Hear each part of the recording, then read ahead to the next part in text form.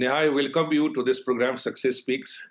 I'm sure you must have watched this program earlier with the other toppers also. Yes. First of all, a lot of congratulations to you for securing such a wonderful rank, All India 20th rank in very fast attempts itself, right? Thank you so much. So how you are feeling after this grand success in the first attempt itself? Yes, sir. So it's a very different kind of a feeling, which is very difficult to describe exactly in words. Yes, It's actually one thing I would like to say that like when we use there as aspirants, that time we don't visualize the future this way. right, That time there is so much of struggle, and that time also I used to enjoy my studies, but all these things will come. So many goodwill, so many good wishes, because that time I was absolutely underground and I did not have connections with many people, and now suddenly so many people. So it's a very surreal feeling. And one thing I would like to say that my future, that is the present now, it has colored the past. And now when I look back and think of the past, I feel very good, and somehow the past has got a meaning yes, after all yes. these things. So basically, you have used two very powerful words. One is struggle, that you said how it had to go, and the second that when you look back to the past, you feel that Yes. these all efforts which you had made in the past that has been really rewarded very well there, right? तो ये एक आपको लग रहा होगा कि अब उसका अवार्ड अब मिला है ना, तो संघर्ष, मैं थोड़ी सी इसी की चर्चा आपसे करना चाहता हूँ कि लाइफ में संघर्ष कितना इम्पोर्टेंट है। जब अपना एक मकसद की ओर जाते हैं, उसके लिए संघर्ष का वैल्यू क्या है, and how you were ready to struggle for this, for what reason, कोई ड्राइविंग फोर्स क्या था, थोड़ी संघर्ष की आपकी फीलिंग और उसके बाद ड्राइविंग फोर्स क्या था, ये जरा बताइए। जी, बिल्कुल सर। सर एक्चुअली जब मैं कॉलेज के ऑलमोस्ट एंड ईयर में थी, तब उस टाइम पे ऐसे बहुत सारे अपॉर्च्युनिटीज़ थे, जैसे जॉब, एक एमएनसी में जॉब वगैरह ये सब। बट समहाउ मुझे लगा कि उन सब मतलब पोस्ट से या फिर उन सब प्रोफ़ेशन से ये सिविल सर्विस में मेरा एक अलग-सा इंटरेस्ट था। मतलब एक बात तो ये थी कि मुझे पढ़ने में बहुत अच्छा लगता था। I used right, to right, love studying I mean sir when I used to sit with a newspaper, I used to love that time, like when I was sitting with a newspaper and all.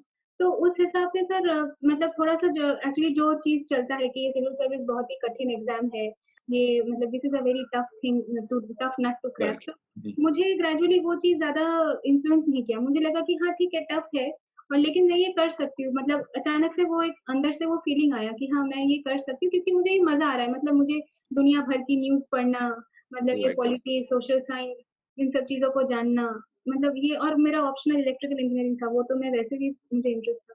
तो मुझे ये interesting लगा और इसी हिसाब से मैं तो वही मेरा ड्राइविंग मोटिवेशन था सर, कि मुझे पढ़ना अच्छा लगता था और मैं जानती थी कि अगर मैं थोड़ा एफर्ट दे दूँ, हाँ, कुछ समय ऐसा ज़रूर था, वो तो हर एक एस्पिरेंट के साथ ही होता है कि बहुत लो लगता है कुछ, क्योंकि सर मेन प्रॉब्लम जो मेरा मेन स्ट्रगल मुझे लगता है इस एग्ज़ाम में, कि sir the way we prepare for this exam, it right, like it cannot, like there can be no parallel to our preparation in any other field. मतलब right, sir for example let's say we are we want to become, let's say we are giving gate or we are giving an engineering exam, so even if we do not clear gate, maybe we can clear some PSU exam, or maybe we can clear right, some other, so like that way our profession get diversified. But civil service is one thing, sir, that when you have to study only for the civil service, like there is no, exactly, there is no parallel for this kind of a job.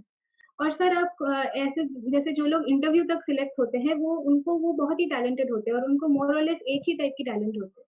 लेकिन उसके बाद भी अगर selection नहीं हुआ, तो वो चीज़ कि उतना दूर पहुँच के भी नहीं हुआ, ये भी एक राइट, राइट, अनसर्टेनिटी में रहती है। तो लेकिन सर मेरे हिसाब से मैंने ये तय कर लिया था, मतलब नोबडी थिंक्स कि ये फर्स्ट अटेम्प्ट में क्लियर होगा, और मैंने भी नहीं सोचा था, तो आई वाज़ रेडी कि ये अगर एक 4-5 साल का भी चीज़ हो, तो I am ready to do that, और मैं मेंटली उस हिसाब से प्रिपेयर्ड थी, क्योंकि आपके पूरी बातों से निकल कर आ रहा है कि सबसे बड़ी जो चीज जो फ्यूचर एस्पिरेंट्स को या जो स्ट्रगलिंग एस्पिरेंट्स उनको जानना चाहिए कि एक चीज पे इंटरेस्ट का होना। एक होता है कि आप किसी चीज को अंडर कंपल्सन ले रहे हैं कि you are taking to study something that you have to prepare for IAS civil services, तो आपको बहुत सारी चीज पढ़नी होगी, लेकिन आपके बात से निकल के आ रहा है कि one of the driving force was your interest in variety of things, जो सिविल सर्विस एग्जामिनेशन के अंदर दिखाई दिया, जबकि आप एक टेक्निकल ग्रेजुएट हैं, आईटीएन है, या और उसके बावजूद भी आपका इंटरेस्ट वैरायटी चीजों में है।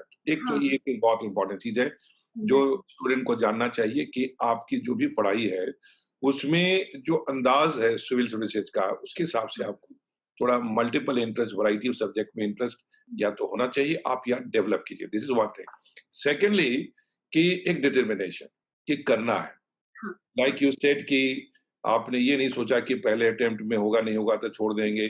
कई बार स्टूडेंट्स बात पे बड़ा डिस्परेट हो जाते हैं कि नहीं हुआ तो क्या होगा, तो पहले अटेम्प्ट में ये इम्पेसिस जो है हाँ, खराब करता है। और जब आदमी फ्री माइंड से काम करता है स्टूडेंट, तो उसको सक्सेस भी मिलता है and you are mentally ready कि यदि जरूरत पड़ा भी हाँ, here again, so you are ready to struggle and struggle is the name of life. संघर्ष से ही कुछ इंसान को मौका मिलता है, राइट? तो मुझे ना कहीं न कहीं ये भी लगता है कि अगर हम स्ट्रगल को अगर हम प्यार से लें, मतलब अगर हम उसी को मतलब if we love having the struggle, then struggle doesn't look like very difficult, it yes, becomes a part of our life. So मेरे हिसाब से ये एग्ज़ाम कहीं न कहीं ये मेरा ज़िंदगी का एक बहुत अच्छा हिस्सा था। सर, और अभी जैसे रिज़ल्ट के बाद मैं कुछ दिन से न्यूज़पेपर नहीं पढ़ रही हूँ, उस टाइम में तो मुझे थोड़ा-सा अजीब लग रहा है कि मैं क्या कर रही हूँ? मतलब मेरे ऐसे रिफ्लेक्स आर्क हो गया था कि रोज़ पढ़ना या फिर रोज़ एक you newspaper felt follow always करना। connected to the entire world कि भाई हाँ, not only just exam but you felt always you are going upgraded and updated every day. हाँ, this became a part of my life, of my daily routine, and it became a part of me. तो वैसे type के अगर हम अपना लें, उस हकीकत को अगर हम अपना लें वैसे, तो मुझे लगता है कि चीज़ें थोड़ी-सी आसान हो जाती है। फिर बाहर लोग क्या बोलते हैं, क्या आपसे पूछते हैं कि आपके दोस्त यहाँ पे हैं, आप क्यों नहीं हो? तो ये सब बातों से फ़र्क नहीं पड़ता उस टाइम पे, क्योंकि मुझे बहुत क्लियरली पता है कि मैं क्या कर रही हूँ, मैं खुद को जानती हूँ। ये चीज़ अगर हो तो राइट। आसान। आपने भी बहुत अच्छे पॉइंट उठाया कि इस एज में जिस प्रकार की एज में आपके जैसे और भी बच्चे होते हैं, हुँ, बहुत सारे डाइवर्सेस भी होता है, बहुत सारे पीयर ग्रुप्स हैं, क्लासमेट्स हैं, they might be earning, engineer बन करके कई कॉर्पोरेट्स में ज्वाइन कर लिया, पैसे कमा रहे हैं, लाइफस्टाइल हाँ, डिफरेंट हो गई। तो दैट हाँ, could be lot of push and pull factor कि तुम क्यों अपना टाइम खराब कर रही हो, this is the age to really have a fun and enjoy. लेकिन येस, आपने उसको अपने एक बड़े मकसद के लिए फोकस हुँ, किया कि मुझे कुछ पाना है। हाँ, तो येस, संघर्ष जो है, जो स्ट्रगल जिसको कहते हैं, हुँ, इसके 2 डायमेंशन होते हैं, या तो इसको कोई बदनसीबी समझता हो या एक हाँ, अवसर समझता हो। जी, जितना बिल्कुल, बड़ा काम करना है, या तो संघर्ष आ रहा है तो उसको गले लगा लें, या हाँ, संघर्ष लेने की चाहत पैदा कर लें कि मुझे करना है। जी, तो जी, that I can see that drive in you very well. आपने भी वैरायटी ऑफ स्टडीज की करी, that is a very good interest for me, क्योंकि मैं बहुत स्टूडेंट के जो टच में रहता हूँ, तो उनको लगता है सर कहाँ से पढ़ें, इतना पढ़ना पड़ेगा, बहुत हुँ, मुश्किल है। लेकिन आपने अपनी उस चीज़ को अपना आधार बना लिया कि I have to read a lot. तो हाँ, जस्ट सबसे पहले, क्योंकि अभी आपने करंट अफेयर्स की चर्चा की और ये एक बड़ा इश्यू रहता है कैंडिडेट के मन में हुँ, कि करंट अफेयर्स में क्या पढ़ें, कहाँ से पढ़ें, हुँ, क्या इतना पढ़ना पड़ेगा? आप हुँ, अभी बोल रही हैं कि जब से मैं न्यूज़पेपर नहीं पढ़ रही हूँ, मुझे लग हुँ, रहा है कि कुछ मैं मिस कर रही हाँ, हूँ हाँ, लोग। तो थोड़ा-सा नेहा आप इस पे just try to highlight it and make the students clear for the future कि हाँ, why current affairs is important not only in the exam but also in the life and in administration. थोड़ा उसके बारे exactly. में बताओ।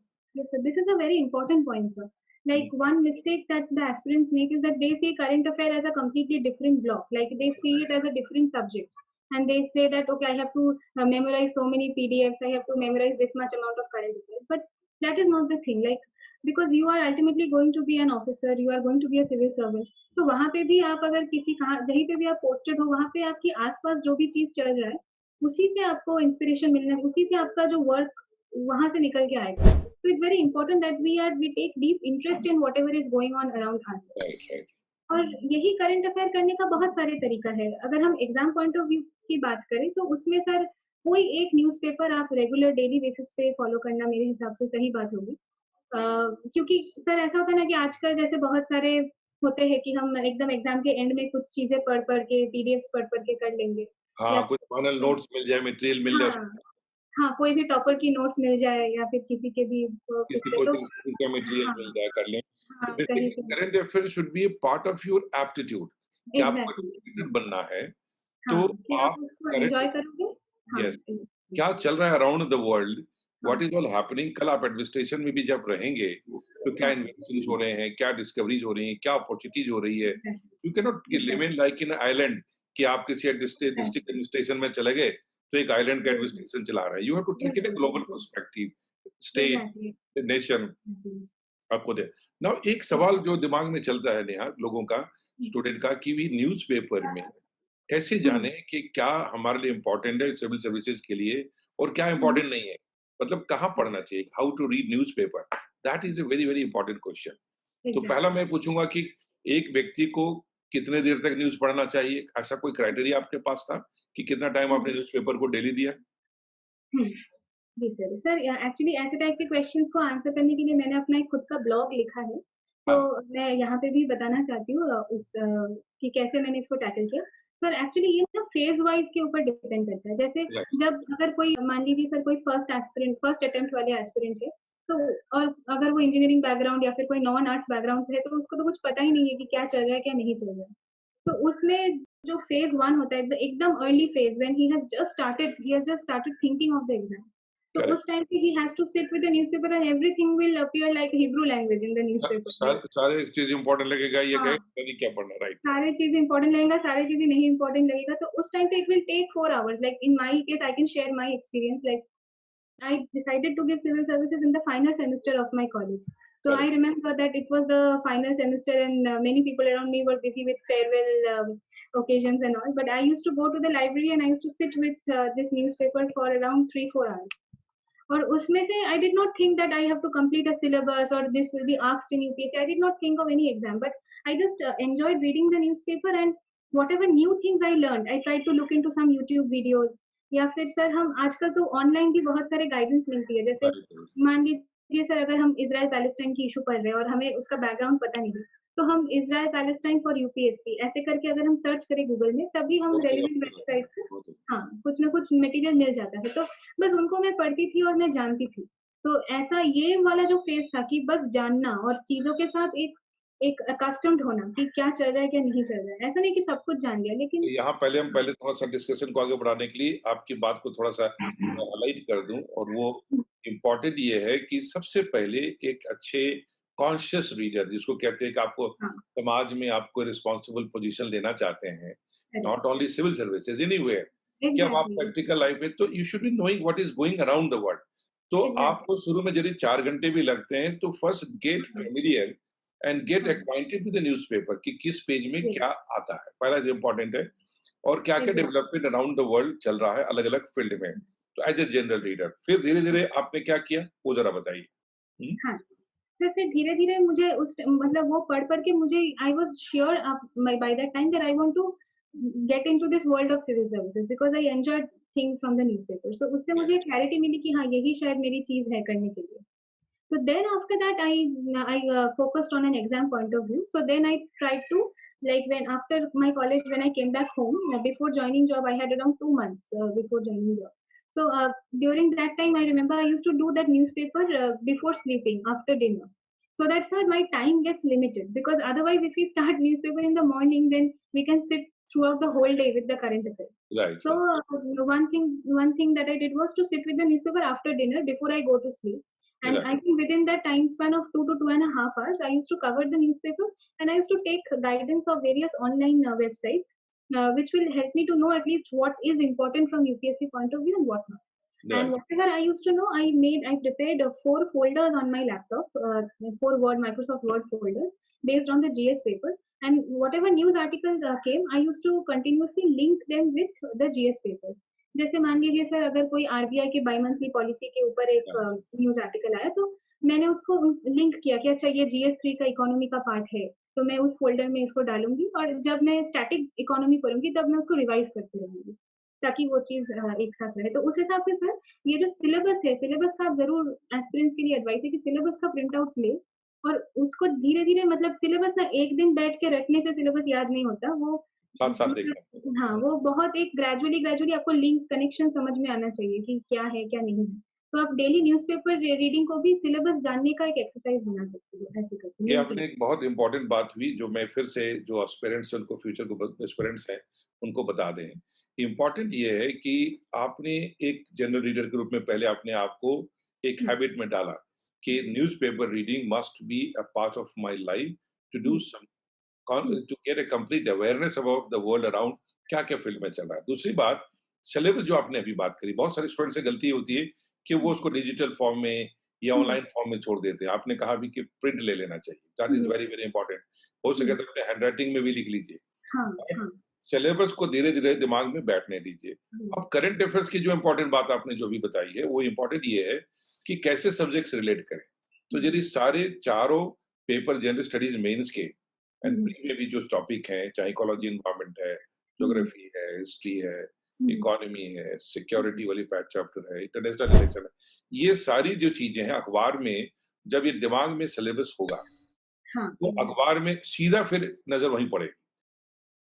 And I think exactly, जब आप आगे बढ़ गई होंगी तो नेचुरली हुँ, आपका पढ़ने का टाइम अखबार का भी कम होता गया होगा, हाँ, because you might yes, have been more focused, right? Hmm? Yes, yes, और तो उसी से फाइनली जब मतलब एकदम पता आप चलता है कि क्या है। अक्वाइंटेड हो गई तो फाइनली कितना टाइम फिर ज़रूरत पड़ गई आपको न्यूज़पेपर में या करंट में?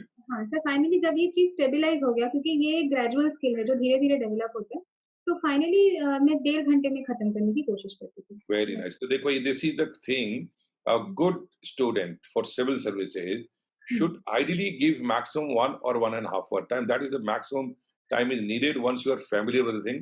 उसके लिए हुँ, मेरे ख्याल से पिछले साल के क्वेश्चंस पे भी नज़र रखें कि यस। कैसा क्वेश्चन पूछा जाता है। सर मतलब और एक बात मतलब ऐसा होता था कि मैं डेली बेसिस पे क्योंकि मैं जॉब में थी, जब मैं जॉब में चली गई, तो मैं डेली बेसिस पे न्यूज़पेपर नहीं पढ़ पाती थी। तो यूजुअली मैं ऐसा ऐसा होता था कि संडे को एक दिन पकड़ के ही मैं पूरा मान लीजिए ऐसे 4-5 घंटे देके पूरा हफ्ते का न्यूज़पेपर पढ़ती थी। कभी-कभी दैट इज़ ऐसा आल्सो भी वेरी इंपोर्टेंट स्ट्रैटेजी कि आप किसी तरह से मिस कर गए, तो आप हाँ, सैटरडे संडे पकड़ लीजिए, पहले है, हाँ, हाँ, संडे पकड़ लीजिए। नेहा इसी बात को लेकर के मैं एक बड़ा इंटरेस्टिंग प्रोग्राम बनाने जा रहा हूँ, हुँ, जिसका नाम अभी आरोहण करके 15 अगस्त को लॉन्च होने वाला है। इस हुँ, प्रोग्राम का मकसद यही है कि round the week, complete week में हुँ, क्या डेवलपमेंट हुआ और हुँ, यूपीएससी के पॉइंट ऑफ व्यू से क्या हुँ, टॉपिक को कैसे एनालाइज़ करते हैं, उसके हुँ। लिए एक्सपर्ट्स आपके जैसे टॉपर्स के साथ डिस्कस करके एक टॉपिक बनाने जा रहा हूँ। So the students would be clear on that.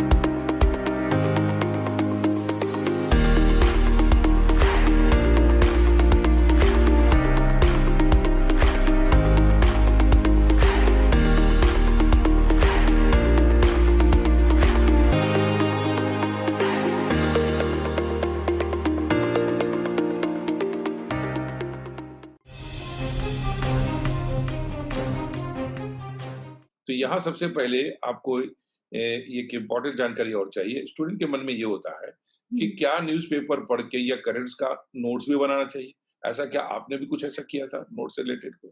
Hmm. Sir ये भी फ़ेज़ वाइज़ था, जब इनिशियल फ़ेज़ में तो कोई नोट्स वग़ैरह कुछ था नहीं, वो तो बस अंडरस्टैंडिंग के लिए था। सेकंड फ़ेज़ में जब मैं धीरे-धीरे स्टेबलाइज़ होते गई तो मैंने वो फ़ोल्डर स्ट्रैटेजी अपनाया, हुँ, मतलब not in a written format. तो मैंने क्योंकि मुझे लगा कि अगर मैं ऑनलाइन ये फ़ोल्डर में रखूँ तो मुझे लिंक करने में थोड़ा-सा ईज़ी हो रहा है, कि क्योंकि ऐसा होता है सर कि बहुत सारे न्यूज़ रिपीटेड होते हैं कि वो आज भी आता है, फिर 1 हफ़्ते बाद भी वही सेम चीज़ आता है। तो उसको फिर एक जगह हम अगर डिजिटल फॉर्मेट में लिखें तो हम उसको वैसे करके हम कंसोलिडेट कर सकते हैं। और अब जब ज़रूरत पड़ा तो अरेंज कर सकते हैं। हाँ, अरेंज कर सकते हैं, कॉपी पेस्ट कर सकते हैं, रीअरेंज आजकल तो बहुत सारी सुविधाएँ डिजिटल प्लेटफ़ॉर्म पे अपने टेक्नोलॉजी का इस्तेमाल कर कर के हाँ, आप हाँ, क्लिक करके रख सकते हैं एज़ पर द नीड। एक हाँ, सर्च में आपको सारी चीज़ें मिल जाएँगी कि किस टॉपिक पे आप हाँ, बात करें। Exactly, I am exactly. Sure कि आपके न्यूज़पेपर के डिस्कशन से बहुत लोगों को एक क्लैरिटी, हुँ, स्ट्रैटेजी मिल जाएगी। हुँ, या सबसे पहले आपके जहाँ तक मैं जानता हूँ कि डिस्पाइट द फैक्ट कि आप ये नहीं मान के चल रही थी कि चलो पहले अटेम्प्ट में ही हो हुँ, जाएगा, हुँ, लेकिन फिर भी आपका हुआ और बहुत अच्छे रैंक से हुआ। तो हुँ, नेचुरली आपकी स्ट्रैटेजी में कुछ इम्पोर्टेंट चीज़ें ज़रूर आ गई हैं, जो हाँ, ऑडियंस को जानना चाहिए कि क्या चीज़ें यहाँ तक सफ़र ला सकता है। ये कोई सरप्राइज़ नहीं है।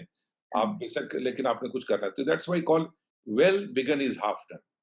हाँ, तो एक बार आप स्टार्टिंग सही करते हैं, तो समझिए आधा काम हमारा हो गया। तो बिल्कुल। उस बारे में जो लोग खास करके पहली बार या आने वाले साल में तैयार करने वाले हैं, उनको आप क्या कहना चाहेंगी? जो कॉलेज में हैं या ग्रेजुएट हो गए हैं होने वाले, उनको आप क्या कहना चाहेंगी? How to start this preparation? हुँ। तो ये स्टार्टिंग के लिए फर्स्टली तो बहुत ही इम्पोर्टेंट है कि आप क्यों इसको करना चाहते हो। ये चीज़ एक बहुत ही अपने दिमाग में और ये जो आंसर है कि why do I want to do civil services this should come from inside. I mean right, this should not be externally imposed और it should not be imposed by other people. So that drive should be because otherwise it's very difficult to मतलब एक उतना लंबा journey को sustain करने के लिए अगर सस्टेन करना खुद मुश्किल हो जाता है। हाँ, एग्ज़ैक्टली कि अगर खुद के अंदर से वो मोटिवेशन ना आए। This answer can only be answered by that person himself और herself, not by any other. That is one point. Second point is whenever you are giving an attempt, like always remember that You have to give the attempt very seriously. I mean, for example, I started thinking of civil services around early phase of 2018. So I could have given the 2018 prelims also with 3-4 months of preparation, but I did not. I did not fill the form क्योंकि मुझे लगता था कि अगर मैं दे भी दूँ exam तो एक फ्रिवोलस एग्ज़ाम हो जाएगा और मैं पास नहीं कर पाऊँगी और फिर वो मुझे डीमोटिवेट करेगा। Right, right. इसीलिए अगर हम तो इसीलिए we have to give it very seriously ऐसा नहीं कि बस देना है तो दे दिया। ऐसा नहीं हुँ, कि 1 साल का एक वो सस्टेनिंग पीरियड वो चीज़। And then another important is if you want to like this first attempt thing. So I would suggest personally that do not think of any attempt that whether I will because how can a person predict whether I will clear in first attempt or in second attempt? But firstly, this myth should not go at the back of your mind कि first attempt में clear नहीं हो सकता, job के साथ clear नहीं हो सकता, सिविल सर्विस के लिए 17 घंटा पढ़ना होता है, 14 घंटा पढ़ना होता है। ऐसे टाइप के मिथ से आप प्लीज बाहर आइए। ऐसे क्योंकि आजकल ये एग्जाम बहुत डाइवर्स हो चुके हैं, मतलब आप देख रहे होंगे शायद बहुत डाइवर्स पर्सनालिटी सिलेक्ट होती है। तो कोई करेक्ट, भी तो पहले आपके जो सोशल आपके जो कुछ कंस्ट्रेंट्स है, हम सबके जीवन में कुछ ना कुछ सबकी किसी लाइफ का में फैमिली प्रॉब्लम होता है, किसी का फाइनेंशियल प्रॉब्लम होता है, किसी का हेल्थ प्रॉब्लम होता है, तो उसको मान के रखिए। मतलब उसको कोई बैरियर के तौर पे ना ले। मतलब वो आपकी स्पेसिफिसिटीज़ है लाइफ में सबके साथ ही है। तो आप ऐसे मत सोचिए कि अरे वो टॉपर जो थी वो तो बहुत प्रिविलेज्ड थी इसलिए उसका हुआ, राइट। वो आईआईटीएन थी इसलिए हुआ, मैं आईआईटीएन नहीं हूँ तो मेरा नहीं होगा। ऐसे टाइप के थॉट से प्लीज़ बाहर आइए, ये मेरा रिक्वेस्ट है सबसे और सबसे बस बड़ी चीज़ यही है नेहा कि सबकी अपनी एक सक्सेस जर्नी है, हाँ, स्टोरी है एंड मुझे हाँ। मालूम है कि आपके लाइफ में भी बहुत इस प्रकार के चैलेंजेस, संघर्ष हुए हैं। हुँ, ये हुँ। भी मालूम है मुझे कि आपके एक वेरी अनटाइमली आपके फादर का डेथ हो गया। जी सर। एक आपकी mother being a single child आपको सँभालना था। तो हुँ, वो एक समय जो डिफ़िकल्ट समय रहा आपका स्कूल के टाइम में हाँ, ही फादर हाँ। का डेथ हो जाना और अचानक अनसर्टेनिटी फैमिली में क्रिएट हो जाना। हुँ, तो हुँ, हुँ। उन चीज़ों को आपने और आपकी मदर ने कैसे इसको झेला और कैसे अपनी मंज़िल की ओर बढ़ती रहीं? ये थोड़ा ऑडियंस को बताइए। जी। सर मेरे फादर मेरे लाइफ में बहुत ही एक इम्पोर्टेंट पर्सनैलिटी है, अभी भी है क्योंकि उन्होंने मुझे बचपन से ये ड्रीम बिग वाला जो प्लान है, उन्होंने ही मुझे सिखाया। हुँ, हुँ। बट अनफॉर्चुनेटली मैं जब ड्रीम बिग कर रही थी तब वो थे नहीं मेरे मेरे साथ। लेकिन मेरे मदर मतलब she was a very grounded person मतलब मुझे नहीं पता जैसे सिविल सर्विस मैं जब दे रही थी तो मुझे पता है कि ये मेंस जब मैं देने गई एकदम लिख-लिख के एकदम हालत खराब हो जाती है, वो 3 घंटे 6 घंटे राइट। लगातार। लेकिन मैं थोड़ा-सा टायर्ड होती थी, लेकिन मेरी mother she used to be very smiling कि अरे क्या हुआ ये तो कुछ नहीं, चलो आराम से खा लो, सो लो फिर दे देना एकदम। तो she was a very light hearted person I would say and that helped me through out. और सर ये भी जैसे मेरे और मेरे मदर ने हमने एक्सेप्ट किया कि हमारे लाइफ में है कुछ फाइनेंशियल प्रॉब्लम्स है, तो उस हिसाब से हम अपनी स्टैंडर्ड्स को रखे। हम कभी भी ये नहीं कोशिश आउटरेजियस स्पेंडिंग ये सब हम कभी नहीं किए कि यहाँ पे जाना है, वहाँ पे जाना है। जब हम नोएडा में भी थे उस टाइम में भी एक जॉब कर रही थी जो कि काफ़ी हाई पेइंग था। लेकिन वो होने के बावजूद भी हम हमारा जो घर था वो एक 1 रूम अपार्टमेंट था और वो काफ़ी साधारण-सा था। मतलब हमने उस टाइम पे कोई लैविश लाइफ़ या फिर ऐसा कुछ लीड नहीं किया क्योंकि पता नहीं सर मैं पर्सनली ये चीज़ मानती हूँ कि लाइफ़ में ना एक संघर्ष होनी चाहिए। मतलब अगर बहुत आराम मिल जाए, मतलब एकदम पूरा ही एसी रूम और ये कम्फर्ट ज़ोन में जाने की आदत पड़ जाए। हाँ, तो कम्फर्ट ज़ोन में आप पड़ जाते हो, तो थोड़ा-सा खुद को मतलब परेशानी दो, मतलब चाहे वो मेंटल हो या फिज़िकल हो, कुछ भी। लेकिन वही आपको मतलब वही वो घिस-घिस के वो संघर्ष करते-करते आपका जो मेन टैलेंट है, वही उसी से बाहर आएगा। तो यही मैं कम्फर्ट ज़ोन में रहने की आदत इंसान की क्षमता को मारता है। और ये चॉइस कि हम अपनी कम्फर्ट से बाहर निकल के कुछ अलग करें, वो इंसान को हाँ, एक ड्राइविंग फोर्स देता है। दैट इज़ वेरी, बिल्कुल। Very important. हुँ, नेहा इस बात से निकल कर आता है कि सबसे पहले ऑडियंस को ये क्लियर होना चाहिए कि नेहा के लाइफ में इतनी बड़ी चुनौती आई, उसके बाद भी आप अपने कोलकाता में रह कर के आपने हमेशा पढ़ाई-लिखाई की हाँ, और उसके बावजूद भी कि फादर जो मेन ड्रीम जिन्होंने आपके दिमाग में डाला कि हाँ। तुमको कुछ बड़ा काम करना है या आप और फादर ने मिलके प्लान किया होगा कि सिविल सर्विसेज में जाना, आईएएस बनना है। फादर को तो पता ही नहीं था सिविल सर्विसेज़, वो बस आईआईटी तक थे, वो चाहते थे कि मैं आईआईटी में आ जाऊँ। अच्छा, तो अच्छा, मेरा अच्छा। आईआईटी का जाने का रीज़न बस मेरे फादर ही थे, मुझे तो कुछ आइडिया ही नहीं था। तो और वहाँ सिविल तक क्या आईटी में जाने तक वो सर्वाइव कर रहे थे या नहीं, नहीं? नहीं, नहीं, मैथ्स वो के मतलब पहले जब मैं शुरू कर रही थी 11th में जब प्रिपरेशन शुरू कर रही थी आईआईटी का तब तभी वो उनका देहांत होगा। तो ये है कि जस्ट आपको एक बिग ड्रीम दिया। हाँ, अब और हाँ, लेकिन अब यहाँ आईटी को लेकर एक प्रश्न जो मेरे मन में आ रहा है, जो हाँ, ऑडियंस के मन में होगा, आपको इंटरव्यू में भी पूछा गया होगा हाँ। कि भई क्या आप आईटीएन हैं, आपने खड़गपुर से आईटी किया हुँ, हुँ, और आप अभी अभी थोड़ी देर पहले कहा कि आपने जॉब भी जॉइन कर लिया था जिसमें कि पैकेज भी आपको मिलने लगा था। हाँ, तो एक अच्छा पैकेज था, तो उसके बावजूद भी आपने आज के समय में जहाँ लोग देखते हैं कि कहाँ ज़्यादा मॉनेटरी बेनिफिट मिलेगा, काम करें। उसके बावजूद भी आपने आईएएस में जाना प्रेफ़र किया, जहाँ आपको उस लेवल की सैलरी पैकेज तो नहीं मिलेगी। तो नहीं। आपने ऐसा क्यों डिसीज़न लिया? जी, जी। सर एक्चुअली आईआईटी में जाना तो मेरे फादर का ड्रीम था और मेरा भी था क्योंकि जब हम छोटे होते थे पेरेंट्स का ड्रीम ही खुद का ड्रीम होता है तो हम वो कर लेते। लेकिन सही सच बताऊँ तो सर आईआईटी में जाने के बाद मैं क्या करूँगी ये मैंने कभी सोचा ही नहीं था। तो राइट, ये एक तरीके से मेरे लिए एक ब्लेसिंग इन डिसगाइज़ हुआ क्योंकि आईआईटी में जाने के बाद मैंने कुछ कुछ सोचा ही नहीं। मैं बस क्लासेस करती थी वहाँ के जो प्रोफ़ेसर्स थे उनकी क्लासेस मुझे बहुत अच्छा लगता था। और राइट, धीरे-धीरे मेरा जो सब्जेक्ट था इलेक्ट्रिकल इंजीनियरिंग उसी में मुझे बहुत इंटरेस्ट आया। तो ये एक ब्लेसिंग इन डिसगाइज़ था क्योंकि आई डिड नॉट नो कि सिविल सर्विस में ये ऑप्शनल है और फिर वो धीरे-धीरे तैयार होता गया। लेकिन मुझे पता ही नहीं था कि सिविल सर्विस क्या है until the final year of my college. तो लेकिन फिर उसके बाद आईआईटी से मैं क्यों सिविल सर्विस में आई? तो मैं मुझे ये लगता है कि आजकल इंजीनियरिंग डिग्री एक बहुत ही जनरलाइज़्ड डिग्री हो चुका है। मतलब राइट, इंजीनियरिंग के बाद भी लोग बहुत कुछ करते हैं। मतलब आप देखेंगे सर कि इंजीनियरिंग आईआईटी के बाद भी लोग स्टैंड अप कॉमेडियंस बनते हैं, लोग टेलीविज़न एक्टर्स बनते हैं। तो ऐसा नहीं कि जैसे एक डॉक्टर यूजुअली मतलब डॉक्टर भी डाइवर्स करियर्स परस्यू करते हैं, लेकिन उनका एक एक फ्लो रहता है एक कि डॉक्टर है तो ये करना है, वो करना है। लेकिन इंजीनियरिंग के बाद सारे ऑप्शंस ओपन रहते हैं और सर आप उसके बाद जो भी करो उसमें एक्स्ट्रा एफर्ट तो देना ही पड़ता है। जैसे अगर आप इंजीनियरिंग के बाद एमबीए करना चाहते हो, तो आपको कैट तो देना पड़ेगा, डायरेक्टली तो होगा नहीं। अगर आप गेट में पीएसयू में जॉब करना चाहते हो, तो आपको गेट देना पड़ेगा। अगर आप पीएचडी जाना चाहते हो बाहर, तो वहाँ पे भी आपको कुछ इंटरव्यूज़ तो ऐसा नहीं है कि आईआईटी होके ही डायरेक्ट सब कुछ हो जाता है, तो एक्स्ट्रा एफर्ट तो देना ही होता है।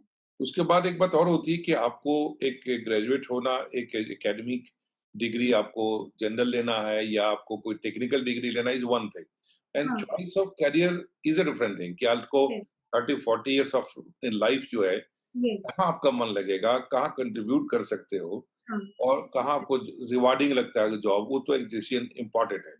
यस, और ये भी आपके मन में ज़रूर आया होगा कि मुझे आगे चलकर क्या करना है। यस। तो I was interested in core engineering subject. तो कोर इंजीनियरिंग सब्जेक्ट का एक बहुत ही अच्छा जॉब मुझे उस टाइम पे मिला नहीं। मतलब मैंने सोचा कि 2 ही ऑप्शंस है, एक है गेट दे के पीएसयू में कोर इंजीनियरिंग के वो इंटरेस्ट परस्यू करो या तो पीएचडी करो।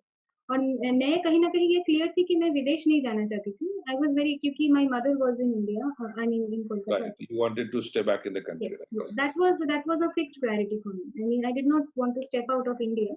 So even if I would have to pursue higher studies, maybe I would have pursued PhD from the IIT or ISC only in electrical engineering. So तो फिर मैंने सोचा कि अभी ठीक है अगर सिविल सर्विस नहीं भी हुआ तो मैं पीएचडी परस्यू करूंगी इंडिया से तो अभी ये ऑप्शनल है तो देखते हैं कि क्या होता है सिविल राइट। सर्विस में और इंटरेस्ट भी था सब्जेक्ट को पढ़ने में अच्छा भी लगता था और रही बात की ये बड़ा पैकेज वाला जॉब से मतलब ये तो ठीक है मतलब वो मुझे 1-2 महीने में ही पता चल गया कि this is not interesting me ultimately it is becoming just a message in my mobile number every month कि आपको इतना सैलरी मिला है, सैलरी क्रेडिट, सैलरी क्रेडिट। आपके ये डिस्कशन से ये क्लियर है कि आप जॉब में थी और जॉब में रहते हुए आपने तैयार किया। हुँ, बहुत लोगों के मन में रहता है कि समय बहुत कम है, कैसे तैयारी करेंगे? क्या जॉब के साथ भी तैयारी कर सकते हैं? हुँ, आप उसकी बहुत बड़ी मिसाल हैं कि आपने पहले ही अटेम्प्ट में जॉब करते हुए ऑल इंडिया 20th रैंक ले लिया। हुँ, हुँ, तो आप बताइए कि do you think it is really very difficult to prepare hmm, with job और how did you manage with the job to prepare? Yes. हाँ, आई थिंक दैट ये जॉब करना है कि नहीं करना है actually when I was preparing मुझे मतलब कुछ-कुछ समय में बहुत डर सा लगता था कि मतलब बहुत सारे ऐसे टॉपर्स मिलते नहीं थे जो कि जॉब के साथ ही फर्स्ट अटेम्प्ट में वेरी क्लियर गुड। करते हैं या नहीं। हुँ, तो I was a bit scared in that sense. तो मैं जो जो एस्पिरेंट्स जो है जो अभी ये दुविधा में है कि जॉब छोड़ना चाहिए कि नहीं छोड़ना चाहिए। तो अभी मतलब the question boils down to again look within yourself कि ऐसा कोई रूल नहीं है कि सिविल सर्विस के लिए जॉब छोड़ के सब कुछ छोड़ के ही प्रिपरेशन करनी है, ऐसी कोई रूल नहीं है। आप जॉब के साथ भी कर सकते हो। वो अगर बिल्कुल, क्योंकि सर एक पॉजिटिव चीज़ जो मुझे मिला था जॉब के साथ कि एक I was financially independent through out the journey. Right, तो राइट। वो जो बैक ऑफ द माइंड में एक टेंशन चलती रहती है कि अगर नहीं हुआ तो तो क्या क्या होगा? तो और एक सर सिक्योरिटी भी आपके दिमाग में आ गया, राइट? एग्ज़ैक्टली सर, तो वो दिमाग में नहीं था उस हिसाब से क्योंकि वो तो सिक्योर था कि अगर नहीं हुआ तो ठीक है, शायद ये जॉब लेकिन हालाँकि ये बात भी फुल्ली मेरे लिए एप्लीकेबल नहीं था क्योंकि after giving the mains I was thinking that may be this job is also not for me. तो life became very complicated during that time. But when I was preparing, let's say before prelims, before mains, that time I had security that okay, this job is there with me. So that is number one point, financial security. And so one thing is that time is very it's a very elusive concept. I mean, the more time you have, the more inclination you have to waste it. Waste मतलब it तो very जब आपके पास time कम होता है तब naturally आप सिर्फ़ वही चीज़ करते हो जो बहुत ही ज़रूरी है। जैसे जब आपके पास टाइम कम होगा आप सोचोगे कि अरे लक्ष्मीकांत पहले खत्म हो जाए उसके बाद मैं कुछ और देखूँगी क्वालिटी में, राइट। है ना? तो आपका प्रायोरिटीज़ बहुत ही स्ट्रॉन्ग हो जाता है। तो ये एक पॉज़िटिव चीज़ है अगर आपके पास टाइम कम है और आप जॉब में हो तो। तो ये एक चीज़ है। यहाँ और यहाँ एक इम्पोर्टेंट डिस्कशन की ज़रूरत है कि आपने बहुत इम्पोर्टेंट बात की, टाइम कम है।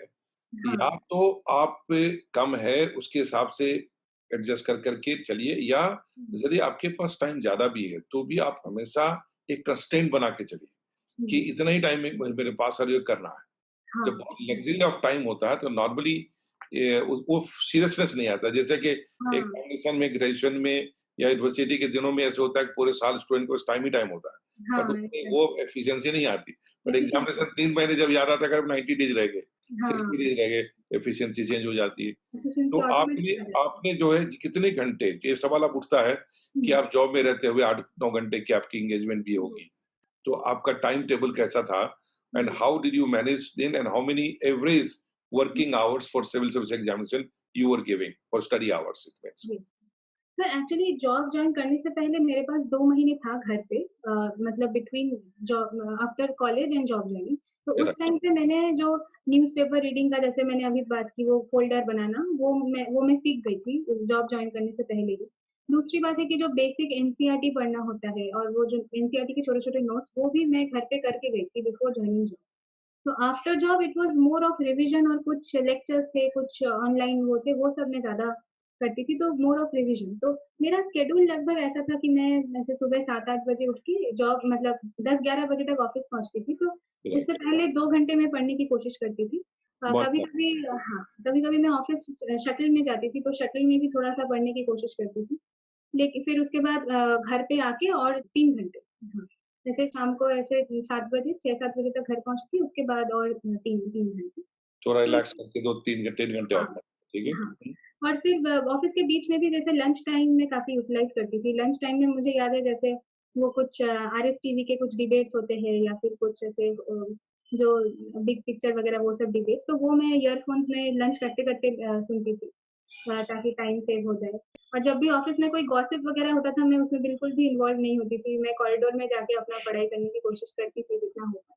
हुँ, और मैं ज़्यादा और सर ये भी है कि मतलब ऐसे जो लोग जॉब करते-करते क मतलब ये क्लियर करते हैं ना, बाकी लोग सोचते हैं कि ये तो मतलब ये कैसे हो सकता है? लेकिन सर कहीं न कहीं एक नेगेटिव इफ़ेक्ट आता है। जैसे मेरे साथ भी मैं ये क्लियर कर देना चाहती हूँ कि मेरे साथ भी हुआ था। मतलब वो जॉब फिर अच्छा नहीं गया मेरे साथ कि gradually before means I took a leave of around 2 months, an unpaid leave of around 2 months. फिर राइट, राइट। जब मैं उस लीव के बाद जब मैं जॉइन किया उस टाइम पे मुझे लगा कि I am not performing at all well in my office.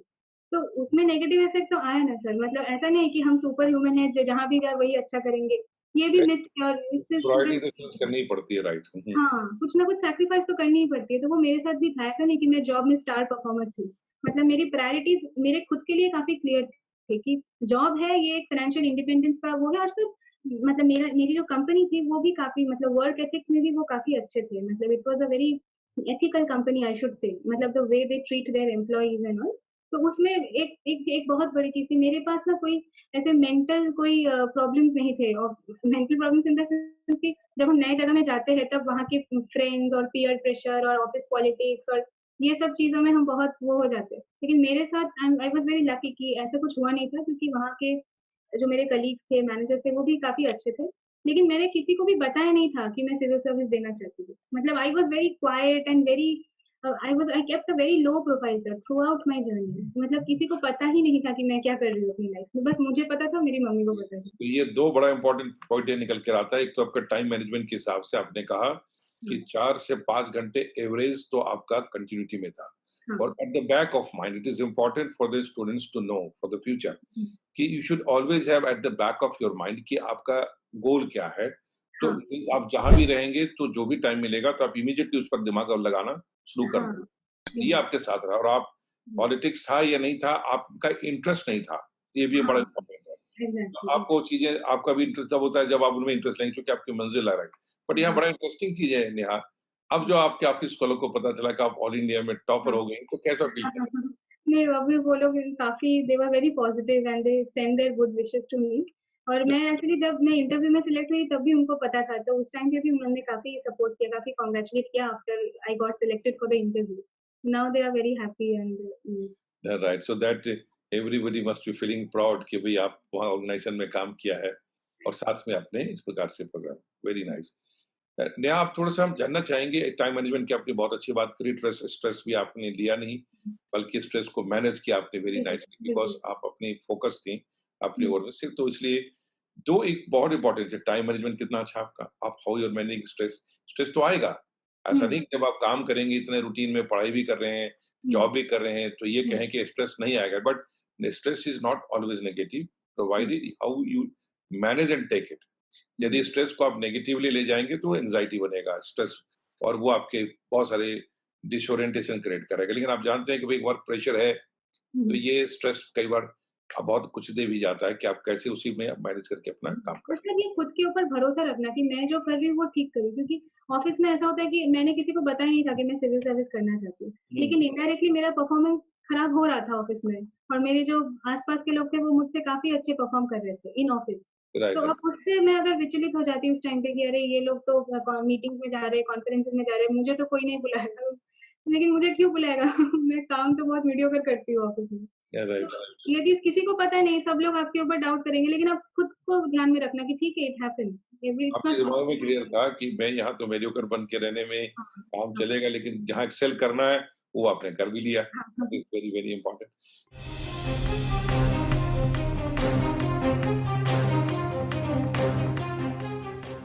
Hello, मेरा नाम ऋषिता गुप्ता है। मेरी यूपीएससी सिविल सेवा परीक्षा 2018 में 18वीं रैंक आई है। ये मेरा पहला अटेम्प्ट था और मैंने Chanakya IAS academy north Delhi branch, जो कि ऑट्रम लेन मुखर्जी नगर में स्थित है, वहाँ से अपनी क्लासरूम कोचिंग ली है। और मैं सभी टीचर्स को, स्टाफ को बहुत थैंक यू करना चाहती हूँ कि उन्होंने पूरी जर्नी में बहुत हेल्प की है। धन्यवाद।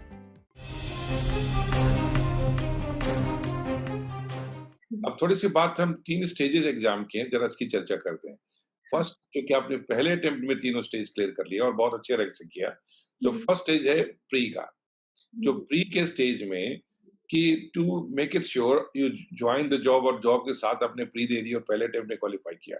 हुँ, तो कुछ बेसिक चीज़ें जो आपने अपनाया hmm, which you would like to tell the future aspirants कि हुँ, आप जिनको ध्यान रखना चाहिए सो दैट कि they can be sure of that, क्योंकि बड़ा हुँ, कई बार एग्ज़ाम भी बड़ा गैम्बलिंग हो जाती है, इसमें अच्छे-अच्छे स्टूडेंट प्री में नहीं हो पाता जी, है। बिल्कुल। तो वो कुछ टॉप 3, 4, 5 पॉइंट्स जो आप बताना चाहेंगे अटेंड वो ज़रा बताइए? जी, बिल्कुल।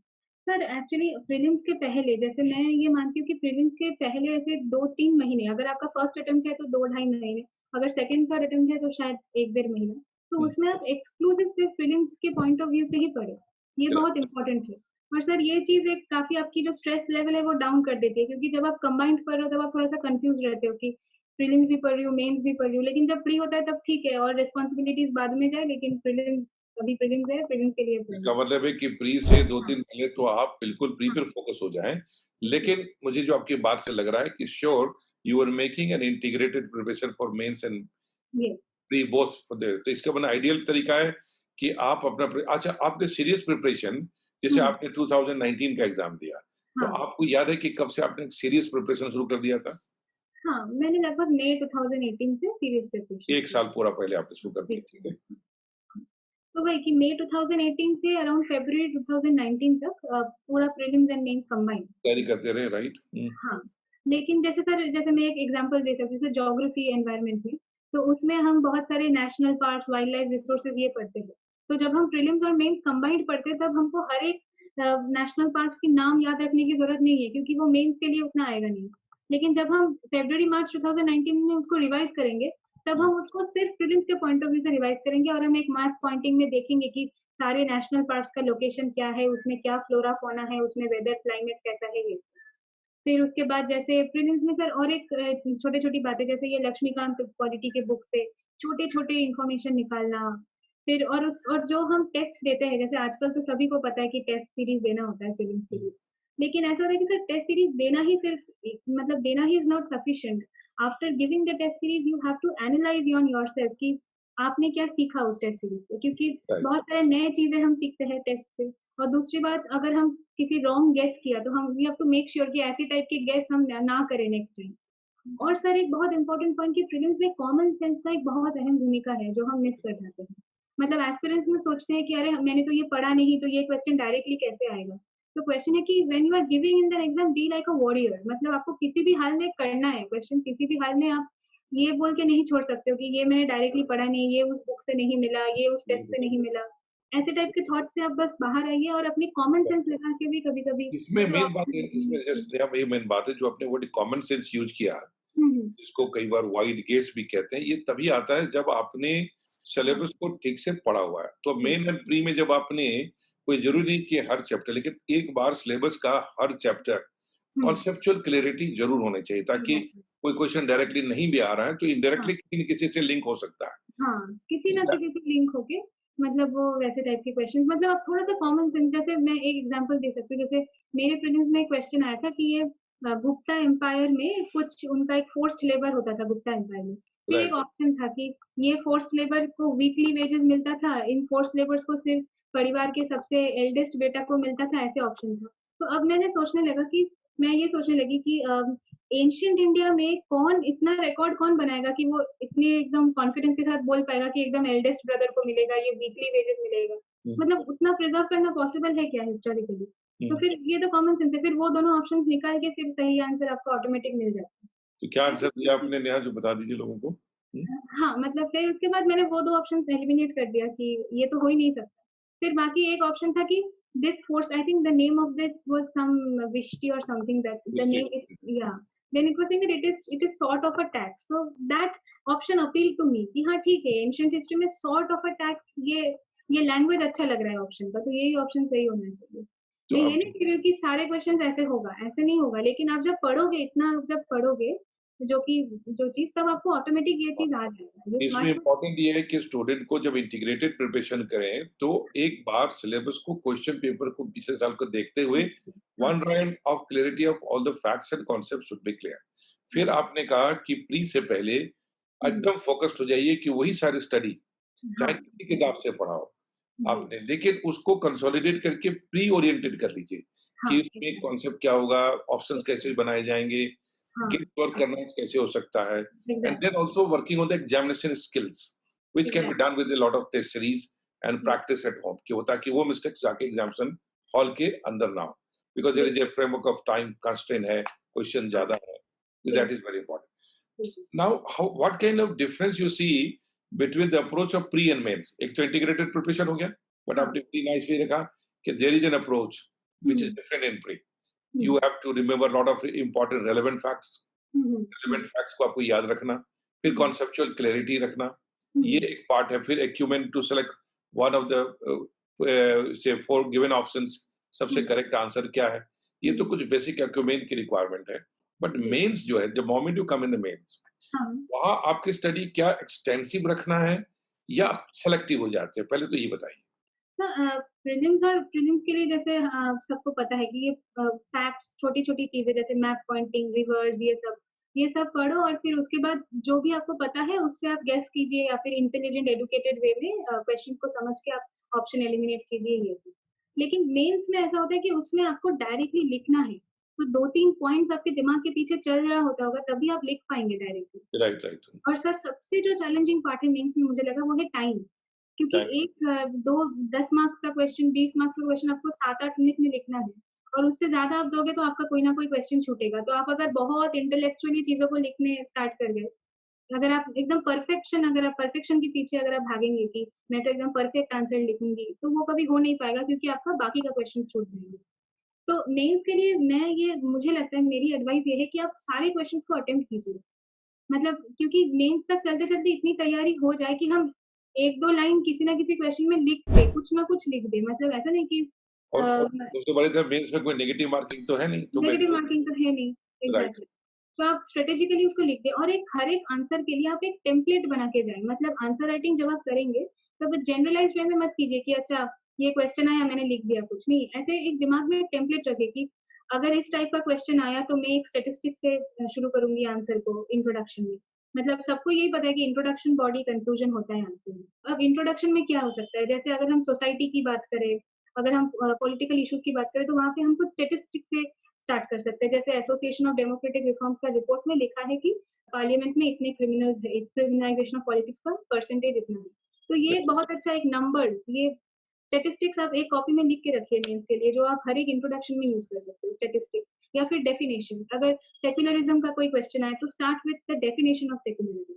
तो आप टेम्पलेट बना के लिखेंगे तो उसमें एग्जाम में आपको टाइम नहीं लगेगा।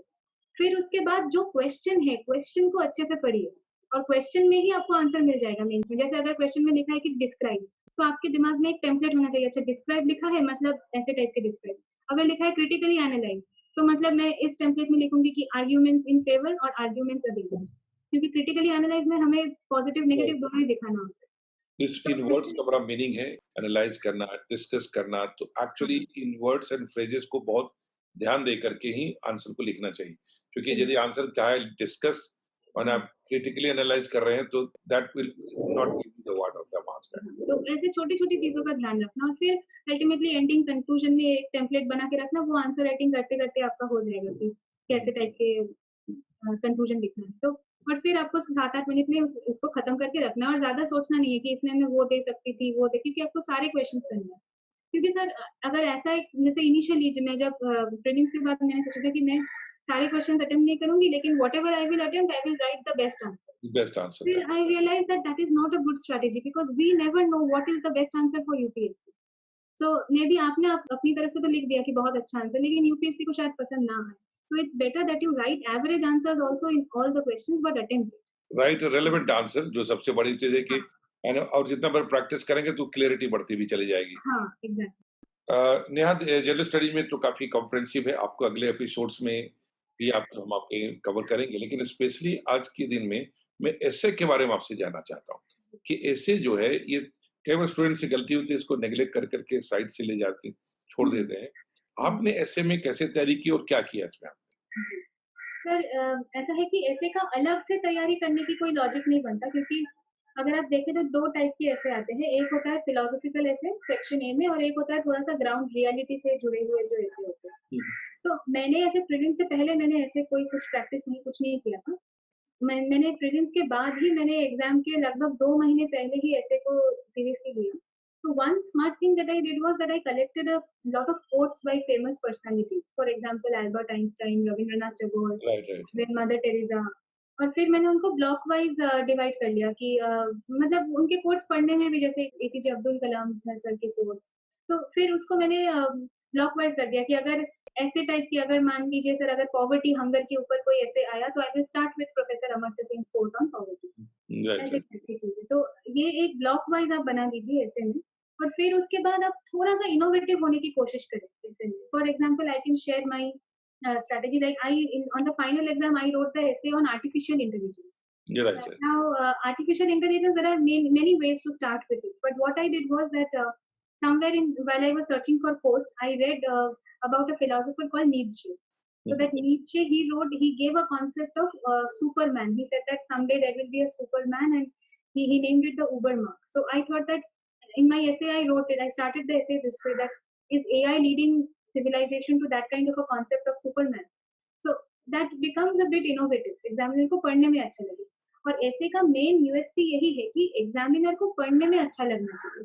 आप बहुत सारे उसमें फैक्ट्स दोगे, बहुत सारे उसमें डेटा दोगे, तो उनको इंटरेस्ट आएगा नहीं पढ़ने में टेक्स्ट बुक की तरह। एक कंटिन्यूटी हो, एक फ्लो हो, इंट्रोडक्शन से लेके एंड तक, एक और एक रिजल्ट निकल के आए कि आपने जो ऐसे लिखा है, अल्टीमेटली उसका कंक्लूजन। आप एक स्टैंड ले सकते हो, और आप जैसे कुछ पैराग्राफ्स को जोड़ने की तरीका, जैसे आप एक क्वेश्चन मार्क देख के जोड़ दे उसको, जैसे आप इंट्रोडक्शन में ये लिख दे कि so is AI leading us to this and this, let us find out this answer through the essay. ऐसे करके थोड़ा सा इंटरेस्ट बना के रखते, क्योंकि वो 10 पेज का ऐसे होता है, तो एग्जाम में तो पढ़ने में मजा आएगा।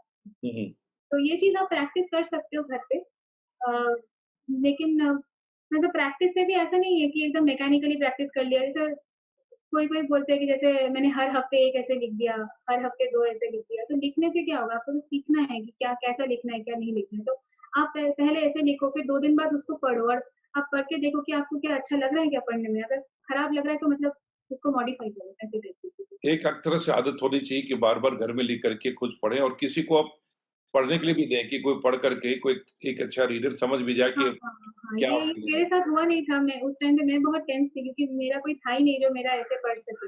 Right, right. लेकिन उस टाइम पे फिर मतलब मैंने खुद ही देखा कि खुद को अच्छा तो पहले लगने दीजिए, मतलब हाँ, जब मतलब खुद को लगे पढ़ने के बाद, और फिर यदि कोई आस-पास कोई पढ़ के बता दे, हाँ भाई पढ़ने हाँ, से तो बहुत ही अच्छा है। पॉइंट समझ में आ गए, तो that's a very, very important thing, right. Neha, आपने अपना ऑप्शनल सब्जेक्ट अपना ही फ़ील्ड का रखा है, इंजीनियरिंग सब्जेक्ट रखी। हुँ, नॉर्मली इंजीनियरिंग स्टूडेंट सब्जेक्ट अपना बदल देते हैं, चेंज हुँ, करते हैं। तो क्या हुँ, आप अपने ऑप्शनल सब्जेक्ट आपने क्या रखा है? Electrical engineering. हुँ, आपका subject optional subject electrical engineering. So electrical. it's a very rare from the engineers, but hmm. why did you choose electrical engineering, and were you prepared from the beginning itself कि मुझे electrical engineering ही रखना है? नहीं, actually preparing में तो sir मैं भी मतलब जब बिगिनिंग में था तब तो मैं भी सोच रही थी कि ये कुछ कन्वेंशनल ऑप्शनल ही लेते हैं। लेकिन फिर मैंने सोचा कि मैं जॉब करते-करते जीएस के साथ और एक ऑप्शनल तो इट्स इम्पॉसिबल फॉर मी, मतलब वो अनमैनेजेबल हो जाएगा मेरे लिए। तो फिर मैंने वो ऑप्शन ऑटोमेटिक एलिमिनेट हो गया कि कोई कन्वेंशनल एकदम ही नया ऑप्शनल लेने के लिए। फिर मैंने सोचा कि सर जैसे अगर सोशियोलॉजी, एंथ्रोपोलॉजी ले तो इन सब्जेक्ट्स में ऐसे बहुत अच्छे-अच्छे यूनिवर्सिटीज़ हैं जहाँ पे बीए, एमए की डिग्रीज़ होती है।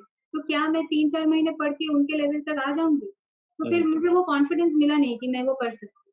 लेकिन इलेक्ट्रिकल मेरे फील्ड में था, हालाँकि मैं ये नहीं कहूँगी कि आई was very confident of electrical और मैं ऐसा भी कुछ नहीं था, लेकिन मैंने कंपैरेटिवली करके देखा तो लगा कि it might be easier than taking a completely new optional, क्योंकि उसमें थोड़ा-सा वो तो है, फ़ैमिलियरिटी तो है। फिर उसके बाद ऑप्शनल के लिए भी मतलब मैंने बहुत ही कन्वेंशनल वे में प्रिपेयर नहीं किया, जैसे प्रीवियस टॉपर्स जो बोलते हैं इन बुक्स को फॉलो करो, वो बुक्स को।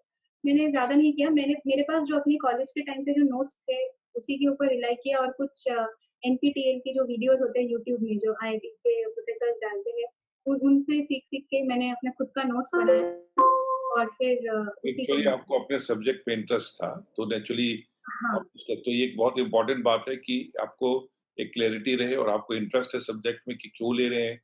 तो हुँ, आपने उसको पहले से क्लियर कर दिया, डिक्लटर किया आपने हाँ, कि इसलिए नहीं लेना, लेना। तो ऑप्शनल सब्जेक्ट के सिलेक्शन में of course it will be always advisable कि यदि आपको इंटरेस्ट है, बैकग्राउंड है, तो आपको लेना चाहिए, और आपने वही इस हाँ, सब्जेक्ट। मतलब इंटरेस्ट होना चाहिए और बाकी कुछ प्रैक्टिकल कंसिडरेशंस भी ध्यान दें। जैसे सर अगर इंटरेस्ट की बात करें तो मुझे सोशियोलॉजी, एंथ्रोपोलॉजी में भी बहुत इंटरेस्ट था। अच्छा। लेकिन प्रैक्टिकल कंस्ट्रेंट्स तो थे, जैसे टाइम, जैसे मटेरियल, जैसे मेरा खुद का शेड्यूल। तो ये सब मतलब मैं एस्पिरेंट्स को यही एडवाइस देना चाहती हूँ कि आप थोड़ा-सा सोचिए पहले ऑप्शनल। ऐसा मत कीजिए कि दोस्त ने ले लिया तो चलो मैं भी, या फिर ऐसे कोई भ्रम में ना आए कि यूपीएससी के लिए एक ह्यूमैनिटीज़ ऑप्शनल से ही हो सकता है, ऐसा नहीं है। हर एक ऑप्शनल से निकाला जा सकता है एग्ज़ाम, अगर हम लिस्ट देखें तो। आप एक से एक कोई सेट रूल नहीं है, डिपेंड कुछ करता है कि आप उसको कितना कन्वीनिएंटली लें। हाँ, दैट्स वेरी। नेहा, ये सिविल सर्विसेज स्पेशलिटी टेस्ट हर किसी एस्पायरेंट्स का एक ड्रीम होता है कि बोर्ड हाँ, के जाएँ, यूपीएससी में एक दिन आईएएस का इंटरव्यू दें, राइट? आपका भी ड्रीम रहा और आप पहले ही अटेम्प्ट में आप बोर्ड के पास गए और आप शानदार सक्सेस लेके आ गए। तो आपके हिसाब में उसका जो मेंटल फ्रेमवर्क जिसको कहते हैं, जब आप इंटरव्यू बोर्ड के अंदर जा रही थी या कहीं one night before the interview, उसमें से के बारे में ज़रा बताइए कि क्या भावना चल रही थी? हाँ। सर वो तो मतलब मैं तो काफ़ी शॉक्ड थी कि मेरा इंटरव्यू कॉल आ गया, क्योंकि उस टाइम पे आई वाज़ वेरी कन्फ्यूज़्ड कि मैं जॉब छोड़ने वाली थी उस टाइम पे और मैं कुछ और किसी और करियर के बारे में सोच रही थी, इफ नॉट सिविल सर्विसेज़। तो I was very confused, it was very confusing phase of my life.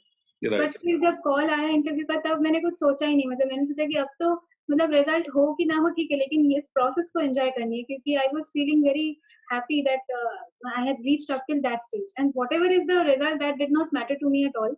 I just wanted to enjoy that process कि वो जो एक गोल वाली रूम में हमें पहले बिठाते हैं, फिर उसके बाद एक एक जगह पे ले जाते हैं जहाँ पे वो एक रेड लाइट बजता है और हम अंदर जाते हैं रूम के। फिर मतलब उसके बाद थोड़ा ऑडियंस के लिए जानना ज़रूरी है, बड़ा इंटरेस्टिंग फ़ेज़ है।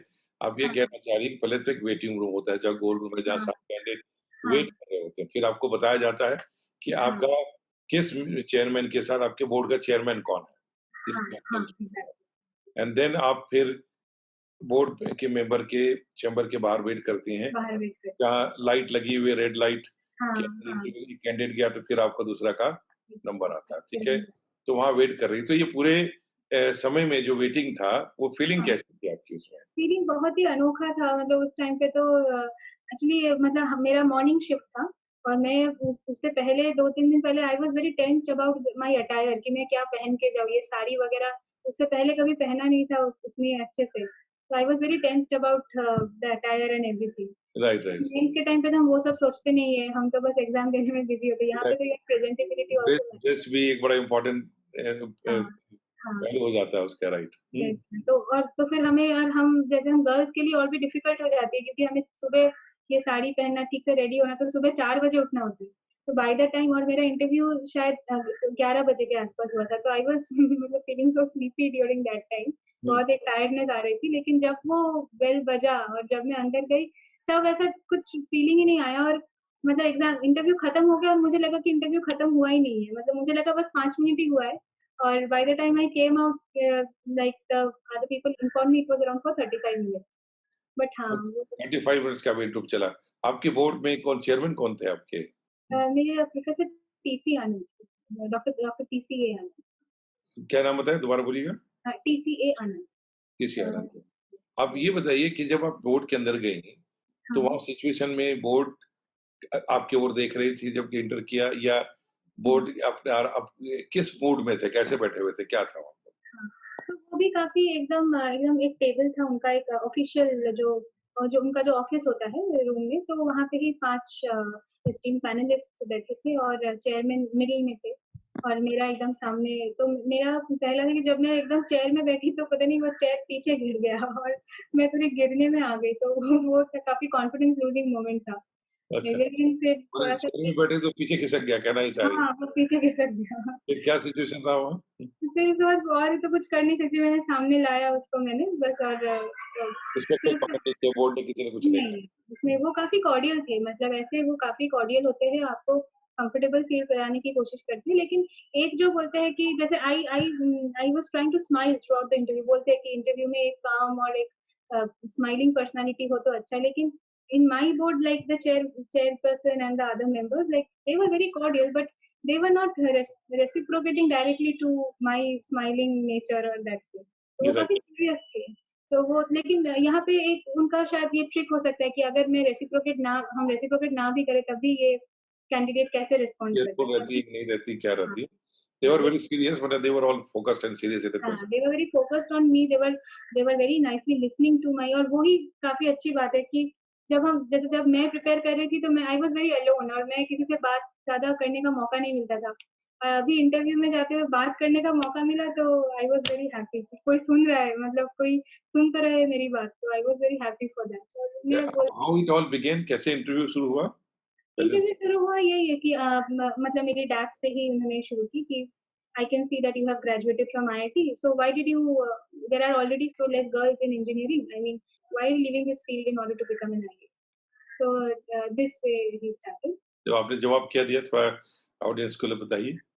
हाँ, मेरा जवाब एक्चुअली मुझे थोड़ा-सा शॉर्ट में जवाब देना था, तो मैंने दिया कि sir I think that engineering, I said that sir, studying engineering has been a big opportunity for me, but engineering will absorb only my aptitude, but civil services will absorb both my aptitude and attitude. अब पता नहीं ये line मैंने कहीं से prepare नहीं किया था, पता नहीं उसी टाइम पे क्यों आया ये लाइन, बट हाँ। स्पॉन्टेनियस निकल कर आया है। हाँ, वो That's स्पॉन्टेनियस निकल ओवरऑल इंटरव्यू में कोई ऐसा सिचुएशन जहाँ लग रहा है कि मैं फँस गई हूँ और वहाँ फिर आपने उसको निकाला, तो ऐसा कुछ सिचुएशन भी आया?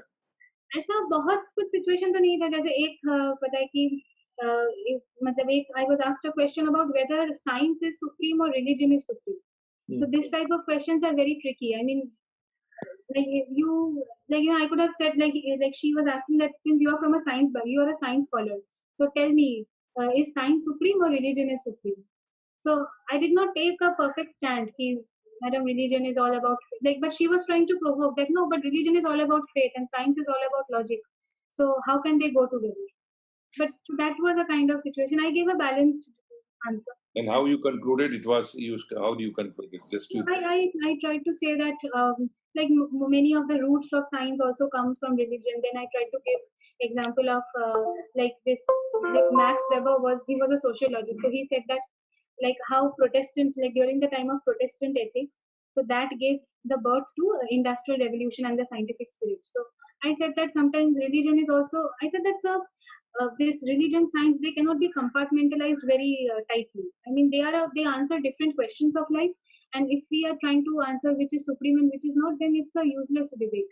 I did not use the term useless debate, but my The idea is that how you're going to be sincere and honest in the Yes. board. That is also because you are not supposed कि सारे चीज का आपका answer बहुत ही शानदार होने जा रहा है, but yes, how you maintain your poise, confidence and everything. yes, Very well done, Neha, and I am sure कि आपके इंटरव्यू से लोगों को बहुत लाभ मिलेगा इस जर्नी में. आपके पास बहुत सारा मटेरियल है, तो आने वाले समय में आपसे कुछ सब्जेक्ट वाइज और भी अलग-अलग आपके एपिसोड्स बनाऊंगा और आपके साथ लोगों को काम आएगा. ये मुझे उम्मीद है. Thank you very much Neha for appearing in this programme. मुझे पूरी उम्मीद है कि तुम्हारे और तुम्हारी माँ जो हैं, दोनों के जो फीलिंग्स हैं, विचार हैं, वो बहुत को कामयाब आएंगे. और मेरी पूरी शुभकामना है कि आप अपने आईएएस के करियर में शानदार परफॉर्मेंस रखें और देश और समाज की सेवा में आप बहुत बड़ा योगदान दें. आपका नेम और फेम आगे हमें सुनने को लगातार मिलता रहे. Thank you very much. Thank you so much. यही सबसे बहुत इम्पोर्टेंट चीज है. Thank you. Don't forget to like, share and subscribe to our channel and press the bell icon to never miss an update.